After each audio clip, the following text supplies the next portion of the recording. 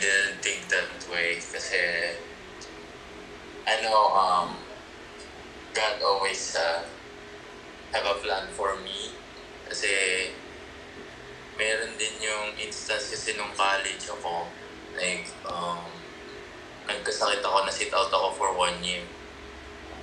Straight from high school, naglaro agad ako. And then 2011, na-sit out ako because may problem ako sa throat, which is ang finding nung doctor parang rheumatic fever. So rheumatic fever, one step closer to rheumatic heart. So ang nangyari, yung explanation sa akin, may something sa dugo ko, mga parang bacteria na nagpo-produce ng parang lason. Mataas kasi yung pinoproduce niya, yung bacteria na yon. Doon sa normal, parang times 4.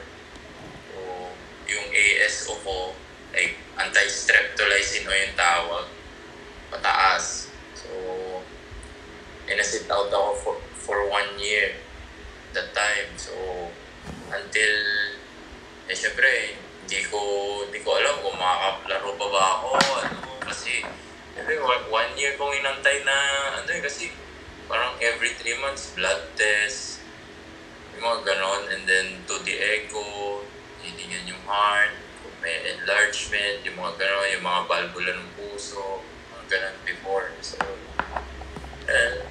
I prayed to God din that time, kung ano yung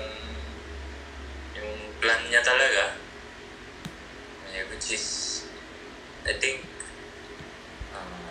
in-answer naman niya yung prayer ko that time, makabalik, which is,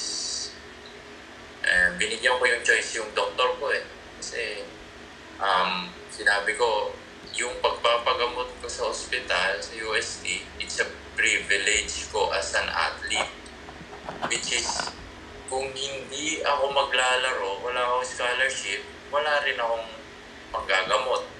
So, syempre, I'd rather leave it up to God, yung faith ko, or yung life ko.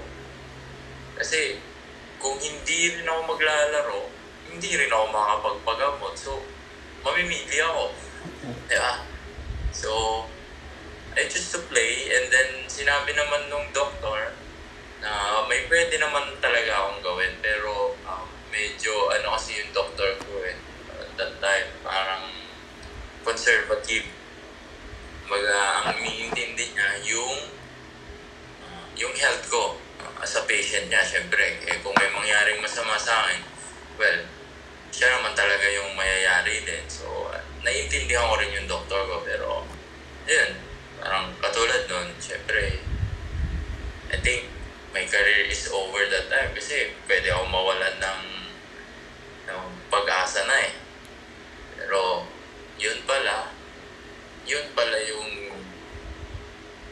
yung year na pinagpahinga niya ako para mas maganda yung mangyayari pala dun sa last year ko.